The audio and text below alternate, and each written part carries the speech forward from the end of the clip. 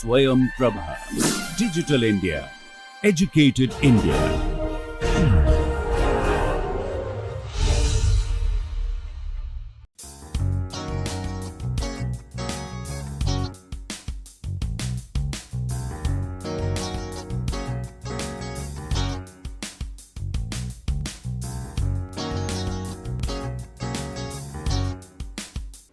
We have been discussing the effect of external disturbances on equilibrium. And in the previous lecture, we discussed the effect of pressure on equilibrium. We also discussed that catalyst does not affect the equilibrium constant. The effect of catalyst that we discussed is to only reduce the activation energy. We discussed that if we change the pressure at which the equilibrium is arrived at, it does not change the equilibrium constant. However, depending upon the stoichiometry of the reactants and products, the equilibrium composition may change. Today we will discuss the effect of temperature on equilibrium.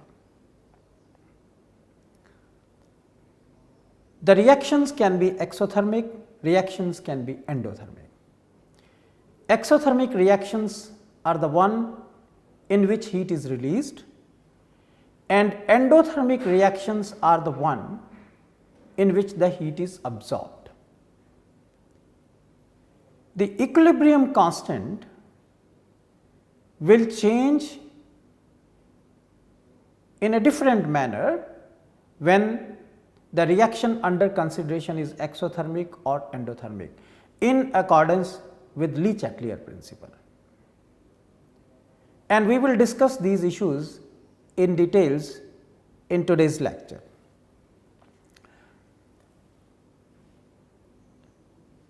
We want to discuss the effect of temperature on equilibrium constant, and we need to look for a relation which should connect the temperature, the enthalpy and equilibrium constant. Let us see how to approach this.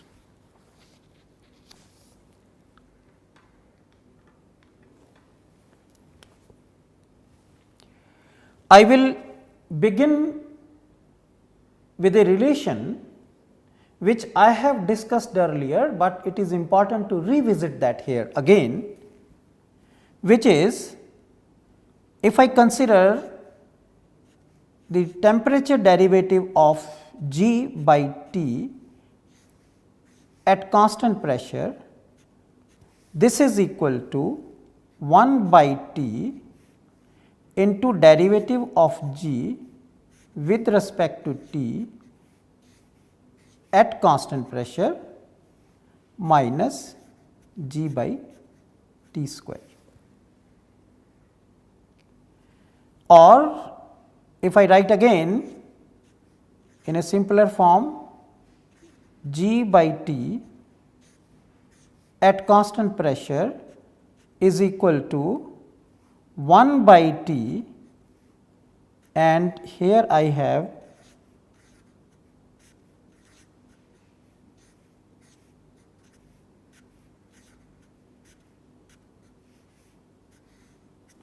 this expression.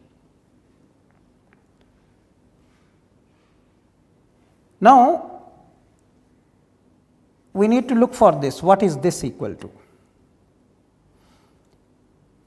G is equal to H minus Ts, and from this equation I can write G by T is equal to H by T minus S, and from dG is equal to VdP minus S dt, we have minus S is equal to dou G by dou T at constant pressure. From this we have discussed earlier.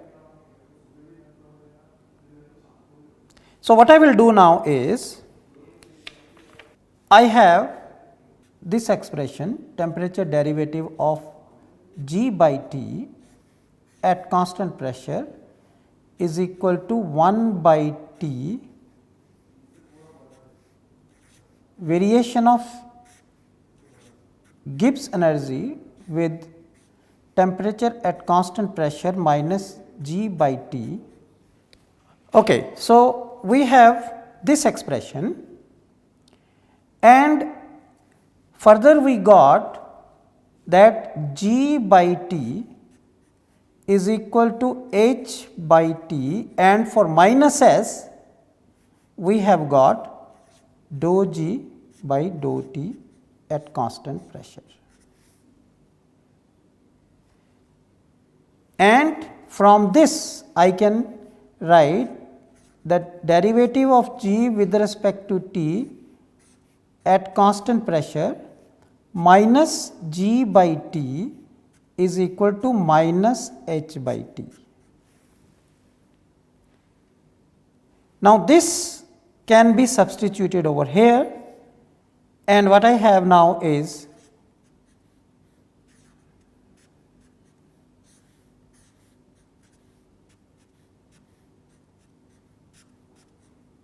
this expression. This is Gibbs-Helmholtz equation, and if I apply to the changes,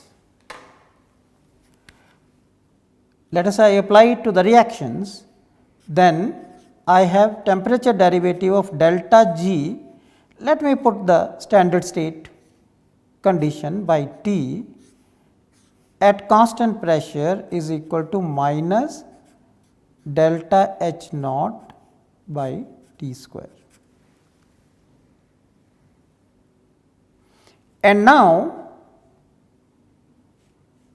what I will do is, in place of delta G naught, I will write minus RT log K, because delta G naught is minus RT log K by T at constant pressure is equal to minus delta H naught by T square. T and T cancel, and I can bring R on this side. The resulting equation is delta log K by dt or dou T at constant pressure is equal to delta H naught by RT square. And I want to discuss this particular equation in details. Let us go to the slides now. Le-Chatelier principle suggests that for exothermic reactions, increased temperature should favor the reactants, and endothermic reaction, increased temperature should favor the products. That is what is experimentally observed. Because if a given reaction produces lot of heat, then when you increase the temperature, according to Le-Chatelier principle, the equilibrium should shift in such a direction so as to undo the effect of external disturbance. So, equilibrium constant decreases. I will mathematically prove based upon this Van 't Hoff equation.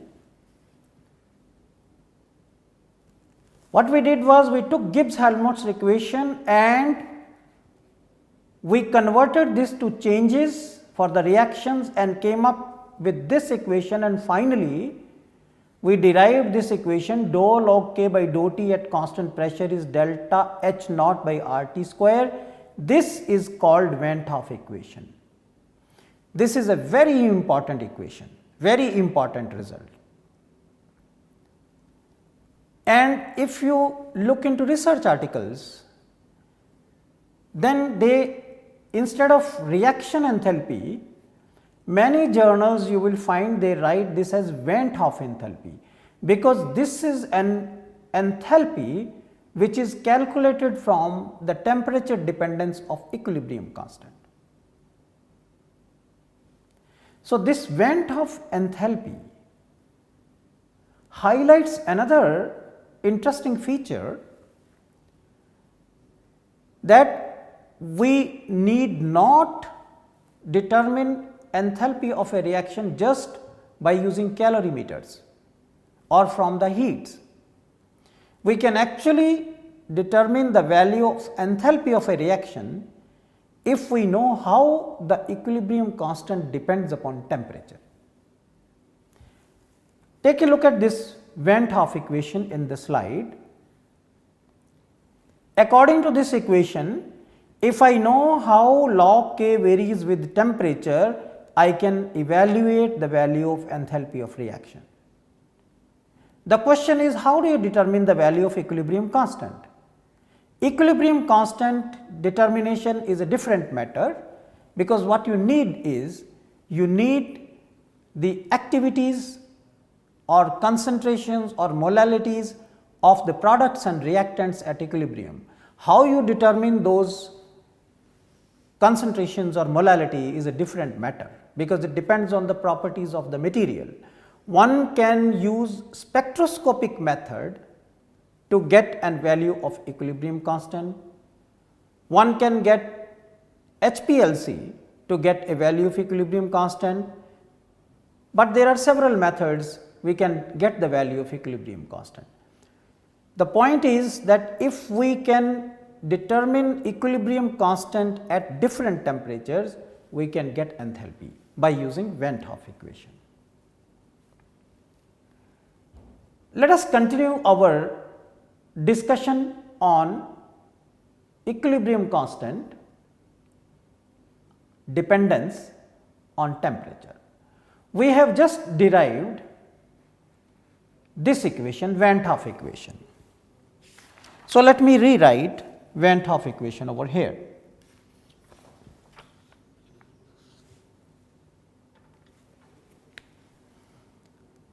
According to Van 't Hoff equation, derivative of log K with respect to T at constant pressure is delta R H naught by R T square.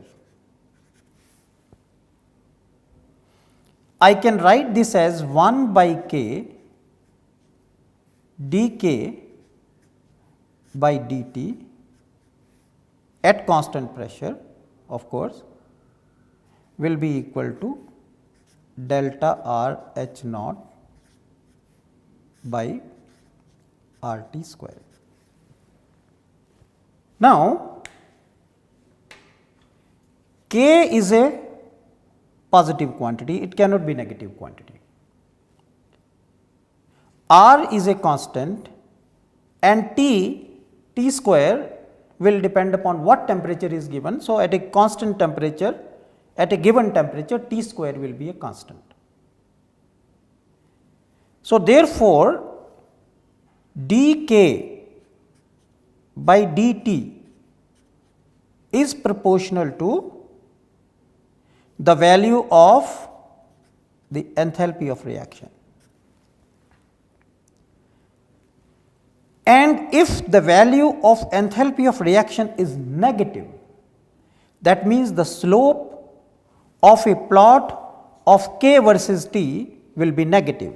For example, if I plot K versus T and I get a behavior like this is a negative slope, that means in this case delta R H naught is less than 0. It is an exothermic reaction. And on the other hand, if delta R H naught is positive, endothermic reaction, in that case these are just the approximate plots K versus T. if the variation is like this, the slope is positive, that means I have delta R H naught which is positive, and this is endothermic reaction. Let us go to the slide. This is what I discussed, that if d log k by dt or dk by dt, whatever way you want to consider, is less than 0 or dk by dt less than 0, that means this is true for exothermic reaction. As you can see from this, negative slope means k decreases as the temperature rises. And on the other side, on the other hand, if the plot of dk by dt gives a positive slope, that means the reaction is endothermic, and positive slope means k increases as the temperature rises. And that is what I discussed in the beginning, that these observations are in accordance with the Le Chatelier principle. Let us get some more insights into delta G, delta H and T delta S. Let me write this equation delta G equal to delta H minus T delta S as minus delta G by T is equal to minus delta H by T plus delta S. I have just rearranged this equation into this form. Now, what are these? This delta S is the entropy change for the system, and if there is a thermal equilibrium between system and surrounding, and delta H is the enthalpy change for the system, for the surrounding it is going to be minus delta H, because any change for the system will be equal to minus of that change for the surrounding, as long as there is a thermal equilibrium. So, therefore, let us go to slide. If this is identified as change of entropy of the system, this is identified as change of entropy of the surroundings. That means, in one sense, this minus delta R G by T represents the global entropy change. That means entropy change of the system plus entropy change of the surrounding. So, there is a lot of hidden meaning into this equation. We can discuss the effect of temperature based upon this equation also, but in a qualitative manner. Let us first consider an exothermic reaction. When a reaction is exothermic, the heat is given out. If the heat is given out, that means entropy of the system decreases. And if the entropy of the system decreases, we have many times discussed that the entropy of surroundings must increase. And also, if we look at in the slide that minus delta R H by T term, if reaction is exothermic, delta H is going to be negative and overall value is going to be positive. And that is what is commented over here. For exothermic reaction, positive delta S surrounding is the driving force for the formation of products.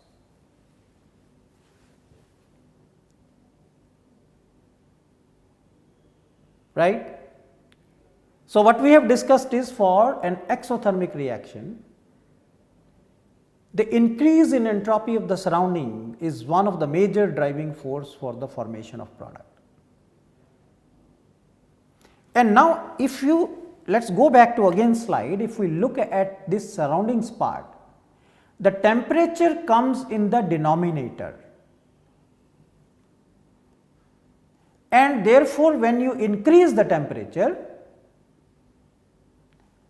the favorable contribution, increase in entropy of the surrounding is a favorable contribution that goes down. The positive delta S surroundings, which we identified as the major driving force for the formation of products, as temperature is increased, since temperature comes in the denominator, this contribution goes down, and therefore, the equilibrium should shift in the opposite direction. That means, the value of equilibrium constant must go down. Now, let us discuss for endothermic reaction. Endothermic reaction means heat is absorbed, and if heat is absorbed, obviously the entropy of the system will increase. The delta S for the system will be positive, and that is what is commented over here. That is, for endothermic reaction, the principal driving force is positive delta S of the system. And in the same way, if we now look at the surroundings part, if delta H is positive, then this minus delta H by T term is negative. Once again, if delta H is positive, then minus delta H by T is negative quantity. That means, there is an unfavorable contribution from entropy change in the surrounding, and as temperature is increased, this unfavorable contribution goes down, and that drives the formation of more products. So, we found that in case of exothermic reaction, delta S surrounding is the major driving force. In case of endothermic reaction, delta S surrounding is an unfavorable contribution, and this unfavorable contribution goes down when the temperature is increased.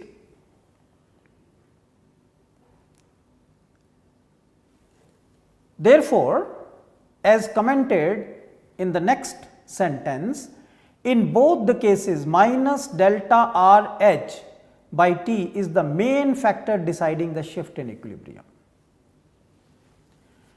So, qualitatively we have discussed that how the entropy change in the system and entropy change in the surroundings are linked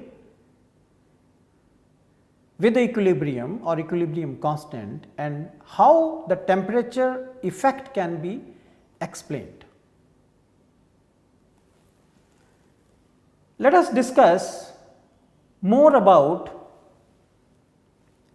the enthalpy of reaction from temperature dependence of K and Van 't Hoff equation. We just discussed that we can determine enthalpy from temperature dependence of K. A little more detail we can discuss.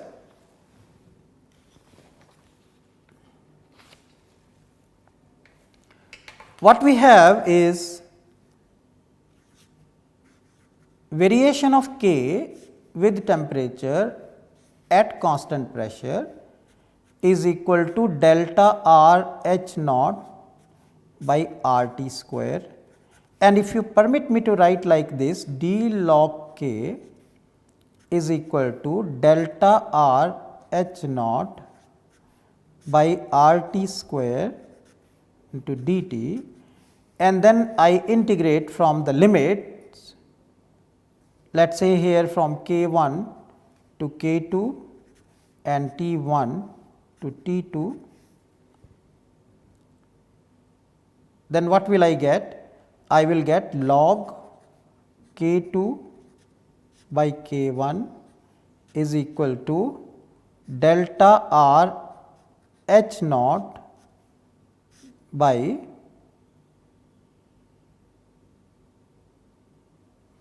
R into 1 over T1 minus 1 over T2, after you solve the integral and substitute the values of T1 and T2.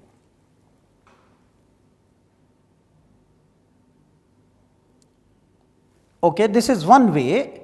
Here we are assuming that enthalpy of a reaction is independent of temperature, so we are taking it out.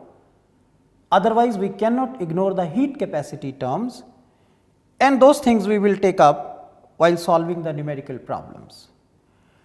However, if the enthalpy does not change over a small temperature range, we can use this equation. If we know the value of equilibrium constant at 2 temperatures, we can calculate the value of delta H naught.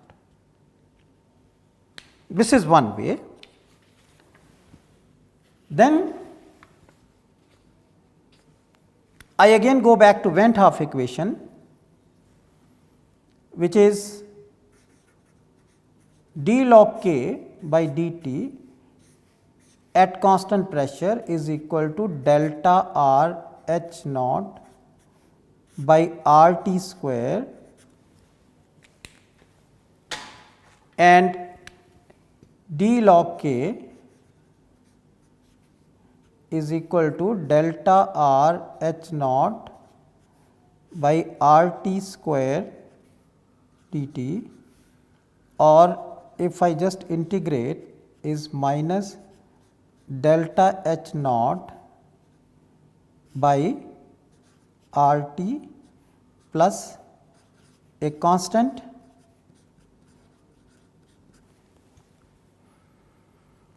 So, what we need to do is plot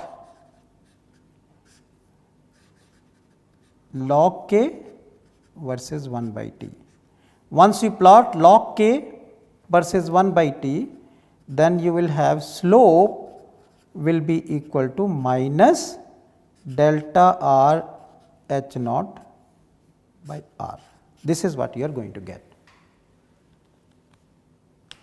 Let us go back to the slides. This is one method that I discussed, that you plot log k versus 1 by t, and what we will get is from the slope we can get delta H naught, and similarly you can do an integration within the limits and get a value of delta H naught from here. So, one is from log k is equal to minus delta R H naught divided by R T, there should be R over here, and second is if the enthalpy does not depend upon temperature for a short range, you can take it out of integral and use the two values of k.